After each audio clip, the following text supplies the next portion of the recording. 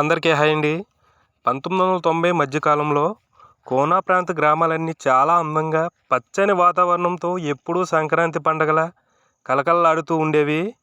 ఎక్కడ చూసినా పచ్చని చెట్లు, చిరుధాన్యాలతో మట్టి వాసనలతో ఎంతో ఆరోగ్యంగా ఆహ్లాదకరంగా ఉండేవి. ఈ ప్రాంతంలో నివసించే ప్రజలంతా వ్యవసాయమే తమ జీవనాధారంగా చేసుకుంటూ బతికేవారండి. ఒకరికొకరు సహాయ సహకారాలు అందజేసుకుంటూ ఆనందంగా గడిపేవారండి. ప్రజలందరూ ఐక్యమత్యంగా కలిసిమెలిసి తెలుగు సాంప్రదాయాలను, తెలుగు పండగలను చేసుకుంటూ ఎంతో సంతోషంగా తమ జీవనాన్నైతే గడిపేవారండి. కానీ 2025 సంవత్సరం వచ్చేసరికి ప్రజల్లో మార్పు అయితే చాలా ఎక్కువగా వచ్చేసిందండి. ముఖ్యంగా వ్యవసాయం చేసేవారు శాతం అయితే తగ్గిపోయి భూములన్నీ ఎడారి భూములుగా మారిపోయాయండి. చాలా భూములైతే అమ్ముకోవడం అయితే జరిగిందండి. రకరకాల పంటలు పండే ప్రస్తుతం ఈ ప్రాంతం అయితే ఎటువంటి పంటలు పండించడానికి వీలు కానీ బీడు భూములుగా అయితే మారిపోయాయండి.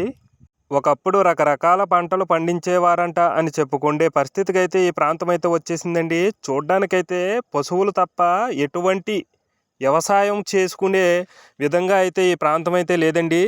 అందువల్ల వాతావరణం కలుషితమయ్యి ప్రజలు అనారోగ్యానికి గురి కావడం అయితే జరుగుతుంది. ఓకే ఫ్రెండ్స్, ఈ వీడియో మీకు నచ్చినట్లయితే మీ ఫ్రెండ్స్కి, మీ ఫ్యామిలీ మెంబర్స్కి షేర్ చేయండి. మన ఛానల్ని సబ్స్క్రైబ్ చేసుకోండి.